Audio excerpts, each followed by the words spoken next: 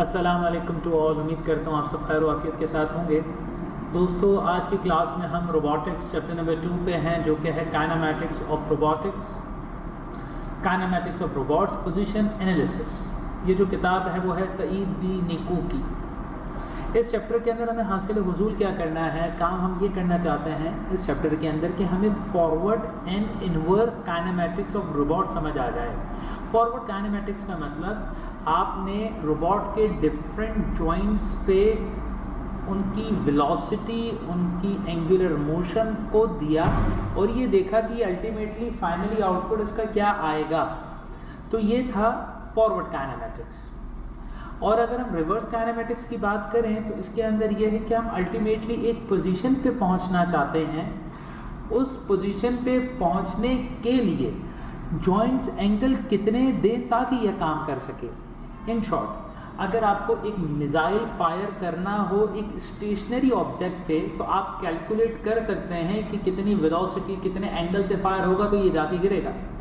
मगर ये तो है फॉरवर्ड काइनेमैटिक्स। मगर अगर आपके पास कोई एक ऐसा ऑब्जेक्ट हो जो कंटिन्यूसली अपनी पोजीशन को चेंज कर रहा हो, तो उस पर अगर मिसाइल फायर करना हो तो you need inverse kinematics approach, क्योंकि टारगेट को फोकस करते हुए बार बार वेलोसिटी को, एंगल को चेंज करना, ये है इनवर्स काइनेमैटिक अप्रोच, जो कि बहुत मुश्किल होती है। अब अगर हम पर्टिकुलरली इस स्टडी की बात करें तो जैसे हमारे पास एक रोबोट, एक मैकेनिज्म है जिसमें 1 डिग्री ऑफ फ्रीडम है। सिर्फ यहाँ से आप 120 डिग्री जो आपकी स्क्रीन पे नज़र आ रहा है उसको आप चेंज कर सकते हैं, बाकी सारी चीज़ें फिक्स्ड हैं।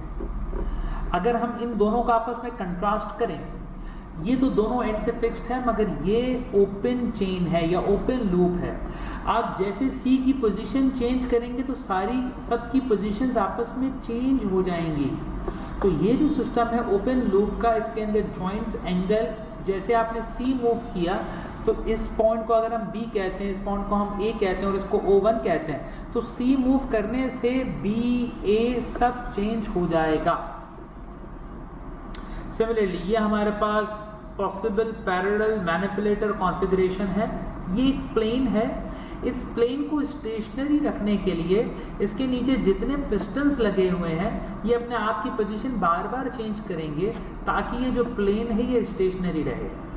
यानी बिल्कुल ऐसे ही जैसे गाड़ी के अंदर आप बैठे हैं, गाड़ी जितने ख़तरनाक रास्ते से, रास्ते से निकले, रफ रास्ते से निकले, गाड़ी में जो पानी का ग्लास है उसमें से पानी गिरे ना।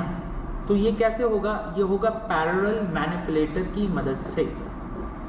अब इस किताब के अंदर कुछ कन्वेंशंस हैं जो कि हम फॉलो करेंगे। वेक्टर्स को रिप्रेजेंट करेंगे I, J, K जो कि यूनिट वेक्टर है, X, Y, Z जो कि रेफरेंस फ्रेम के वेक्टर्स हैं, और NOA जिसको मैं कहूँगा नोआ। ये जो बॉडी मूव करती है रेफरेंस फ्रेम में, ये उसके कोऑर्डिनेट्स हैं। और P का मतलब है पोजीशन वेक्टर्स। इनके अपने अपने कंपोनेंट्स हैं जिसको हम कहेंगे NX, NY, NZ, AX, AY, AZ, similarly OX, OY, OZ। इस किताब के अंदर हम अलग अलग फ्रेम्स की बात करेंगे। एक तो रेफरेंस फ्रेम होगी जिसको हमने कह दिया है FXYZ। एक मूविंग फ्रेम होगी जो हमारा ऑब्जेक्ट है, सॉलिड डिवाइस जो है उसकी जो अपनी फ्रेम है उसको हम कहेंगे फ्रेम F नोआ। XYZ, NOA और F कैमरा जिसको एक अलग फ्रेम है जिसकी मदद से हम एक ऑब्जेक्ट को रोटेट हुआ हुआ देख सकते हैं। ट्रांसफॉर्मेशन को रिप्रेजेंट करने के लिए इस किताब के अंदर जो सिंबल इस्तेमाल हुआ है वो है T1, T2। जितनी ट्रांसफॉर्मेशंस होंगी उतनी दफ़ा हम T1 और T2 लिखेंगे। ऊपर जो चीज़ लिखी जाती है वो है यूनिवर्सल, U जैसे इस केस के अंदर, और यूनिवर्सल के रिस्पेक्ट से ट्रांसफॉर्मेशन हुई है किसके अंदर? रेफरेंस फ्रेम के अंदर। तो उसको रिप्रेजेंट करते हैं UTR की मदद से। मान लें हमारे पास एक पॉइंट है जो कि एक स्पेस में लाई करता है, जो कि फिगर नंबर 2.4 है। ये फिगर नंबर 2.4 ये एक पॉइंट है जो कि एक स्पेस में लाई करता है जिसके कोऑर्डिनेट्स हैं XYZ। अगर हम इस पॉइंट को कंसीडर करें P को, तो ये P X की डायरेक्शन में कितने फासले पे है उसको हम कहेंगे AX, Y की डायरेक्शन में है BY और Z की डायरेक्शन में है जिसको हम कहेंगे CZ। जिसको हम रिप्रेजेंट करते हैं P is equal to AX, BY and CZ और इन सब के साथ इनका यूनिट वेक्टर लगाया जाएगा जो कि है आई जे के। ये इसके 3 कंपोनेंट्स हैं जैसे मैंने अभी आपको बताया। व्हाट इफ अगर हमारे पास एक वेक्टर हो जो कि 2 पॉइंट्स के दरमियान हो, पहला पॉइंट है ए, दूसरा पॉइंट है बी, यानी जो वेक्टर है वो ए से बी की तरफ जा रहा है। इस केस के अंदर रिप्रेजेंटेशन होगी फाइनल माइनस इनिशियल। फाइनली वो बी की तरफ गया था, स्टार्ट हुआ था वो ए से, तो इसकी वजह से बी माइनस ए होगा। हम x को x से माइनस करेंगे, y को y से माइनस करेंगे और z को z से माइनस करेंगे। और याद रखिएगा ये सारे वेक्टर्स हैं तो हमें इन सब के साथ यूनिट वेक्टर्स लगाने की ज़रूरत है विच इज़ आई जे के। अगर हम बात करें फिगर नंबर 2.5 की, फिगर नंबर 2.5 यही तो है जिसको हमने अभी एक्सप्लेन किया। फिगर नंबर 2.5 इसके अंदर ये देख सकते हैं आप, एक वेक्टर है जो कि एक पॉइंट P पे जा रहा है। इनिशियल पॉइंट होगा A, फाइनल पॉइंट होगा B, जिसकी इक्वेशन अभी हमने बनाई जो कि ये बनी थी। इस केस के अंदर इसका जो पॉइंट A है वो ओरिजिन पे है, इसकी वजह से इसको हम simply P is equal to AX1 BYJ और CZK कह सकते हैं, जो इसके 3 कंपोनेंट्स हैं। अगर इन्हीं कंपोनेंट्स को हम मैट्रिक्स में लिखना चाहें तो मैट्रिक्स में इस तरीके से लिखेंगे AX BY CZ, क्योंकि जब हम मल्टीप्लाई करेंगे, कैलकुलेशंस करेंगे तो उसके लिए हमें मैट्रिक्स की ज़रूरत पड़ेगी। अब हम एक नया फैक्टर इन्वॉल्व करते हैं जिसको हम कहते हैं W, and W is basically a scaling factor. ये स्केल है बिल्कुल वैसे ही जैसे आप किसी भी ऑब्जेक्ट को मैग्नीफाई करते हैं या मिनिमाइज करते हैं। अब W को हमने इन्वॉल्व किया इस वाले मैट्रिक्स के अंदर और हमने चौथा एलिमेंट लिख दिया W। ये तो हमारे पास पोजीशन वेक्टर है, मगर अगर हम ईच पोजीशन को स्केल फैक्टर से डिवाइड करें तो ये बन जाता है उसका कंपोनेंट, जिसको हमने ऊपर भी कहा था AX BY and CZ, बिल्कुल वैसे जैसे हमने ऊपर कहा था। आप इस किताब के अंदर W की जगह पे समटाइम्स 1 देखेंगे, समटाइम्स 0 देखेंगे।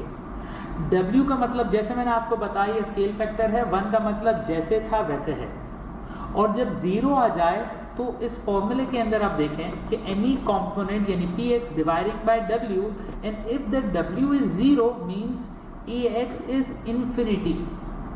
सिमिलरली by इंफिनिटी के बराबर आ जाएगा।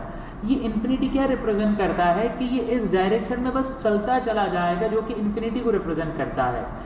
अब हम जो न्यूमेरिकल सॉल्व करेंगे उसके अंदर बाज़ दफ़ा हमें इनफाइनाइट को कंसीडर करके सॉल्व करना पड़ेगा और बाज़ दफ़ा उसकी एक अपनी लिमिट दे के सपोज करना पड़ेगा, जो कि हम आगे जाके करेंगे। यहाँ पे कह रहे हैं कि omega W, this means that the direction vector can be represented by scalar factor w and w is equal to 0। इसका मतलब क्या है? Where the length is not important but the direction is represented by the 3 components. जहाँ पे length important ना हो तो वहाँ पे आप ओमेगा की जगह पे 0 लिख के चीज़ों को आगे कर सकते हैं। ओमेगा जितना बड़ा होगा उतना बड़ा हो जाएगा ओवरऑल आंसर, और ओमेगा जितना छोटा होगा तो ओवरऑल हमारा वेक्टर उतना छोटा हो जाएगा। एग्जाम्पल किताब की एग्जाम्पल नंबर 2.1, इसके अंदर हम बात करें तो हमारे पास एक वेक्टर पोजिशन वेक्टर गिवन है जो कि है 3i 5j 2k। इसका जो स्केल फैक्टर है वो 2 के बराबर है। A vector is described by this, express the vector। Express करना है वेक्टर को 2 तरीकों से, एक तो स्केल फैक्टर 2 की मदद से और एक करना है यूनिट वेक्टर। अब जरा देखिएगा, ये जो वेक्टर था मेरा 3 5 2, इसको जब मैं अगर डबल कर देता हूँ तो 3 डबल हो जाएगा 6, 5 डबल हो जाएगा 10, 2 डबल हो जाएगा 4। तो देखिए 6 10 4, और इसका जो फैक्टर है वो मल्टीप्लाई बाय 2 टाइम्स है।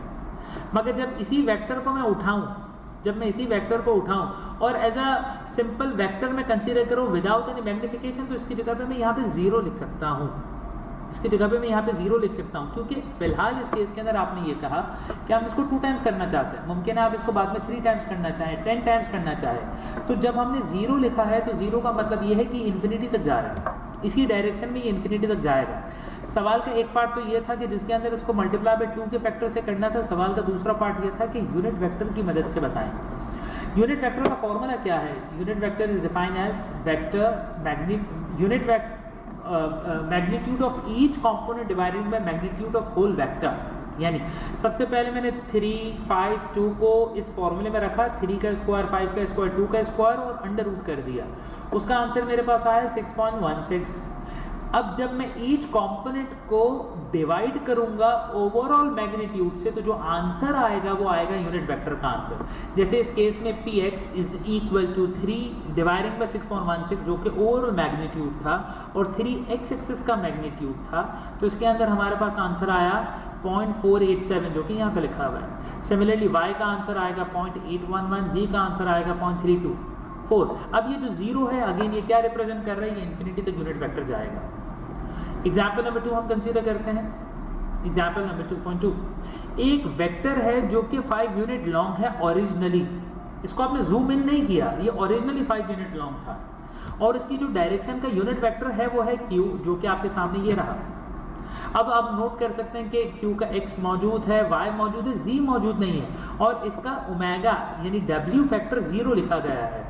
क्यों 0 लिखा गया है? क्योंकि ये यूनिट वेक्टर है, ये सिर्फ डायरेक्शन मेंशन कर रहा है, फिलहाल लेंथ से इसका कोई काम नहीं है, तो इसकी जगह पे हम यहाँ पे 0 लिख सकते हैं। हमें यूनिट वेक्टर का फॉर्मूला पता है कि यूनिट वेक्टर का इंटायर मैग्नीट्यूड 1 के बराबर आता है, तो हमें px पता है, py पता है, qz नहीं पता, qx पता है, qy पता है, qz नहीं पता और मुझे टोटल इसका ओवरऑल आंसर पता है जो कि 1 के बराबर आएगा, तो मैंने qz की वैल्यू यहाँ से निकाली 0.743 आया। और अब मैं जब इस पूरे यूनिट वेक्टर को लिखता हूँ तो मेरे पास इस पूरे यूनिट वेक्टर का आंसर आ गया ये, जिसके अंदर आखिरी वाला एलिमेंट 0 है। अब जरा देखिएगा, मेरा ओरिजिनल वेक्टर इस यूनिट वेक्टर की 5 टाइम्स था, तो इसकी वजह से मैं सारे कॉम्पोनेंट को मल्टीप्लाई बाय 5 कर रहा हूँ जो कि मेरा ओरिजिनल वेक्टर है। इस ओरिजिनल वेक्टर को मैंने जूम इन नहीं किया, इसकी वजह से यहाँ पे ये 1 लिखा हुआ है। ये 1 का मतलब ये ओरिजिनली इसी पोजीशन पे था। जब आप इसको 5 टाइम्स करेंगे, इसी वेक्टर को जब आप 5 टाइम्स करेंगे तो यहाँ पे आप 5 लिख देंगे और ये सारे पैरामीटर्स चेंज हो जाएंगे। उम्मीद करता हूँ आपको मेरा ये लेक्चर समझ आया होगा, पसंद आया होगा। Thank you very much.